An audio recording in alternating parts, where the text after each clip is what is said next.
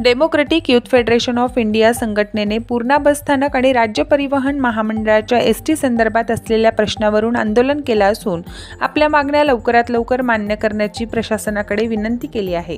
मागील 3 वर्षापासून पूर्णा बस स्थानकाचे बांधकाम करण्यात यावं, नवीन बसेस सुरू करण्यात याव्यात, त्या बस फेऱ्या वाढवण्यात याव्यात, तसेच विद्यार्थ्यांसाठी बस सेवा सुरू करावी या मागणीसाठी हे आंदोलन करण्यात आले। यावेळी मोठ्या संख्येने संघटनेचे कार्यकर्ते, पदाधिकारी यांच्यासह नागरिक उपस्थित होते। त्यानंतर फॉलोअप घेत राहणं, फोनवरती बोलत राहणं सातत्याने करत आलेलो आहोत। पुण्याच्या बस स्टँडची एवढी मोठी जागा असताना हे एका कचऱ्याच्या ढिगाऱ्याप्रमाणे या जागेचा झालेली आहे असं आपण म्हणू शकतो। एवढी मोठी जागा आपल्या जिल्ह्यामध्ये कुठे असेल का हा एक प्रश्न आहे, पण त्याचा सदुपयोग न करता ही जी जागा आहे ती अशीच पडून राहिलेली आहे।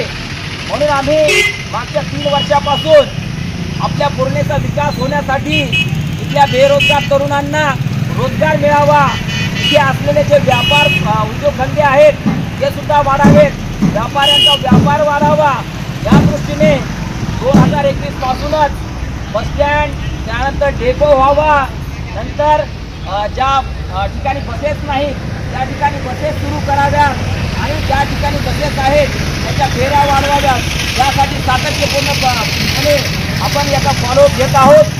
हे झालं बस स्टँड झालं, डेपो झाला। प्रतिनिधी रियाज कुरेशीसह मी अबोली जोशी, DLP न्यूज पूर्णा।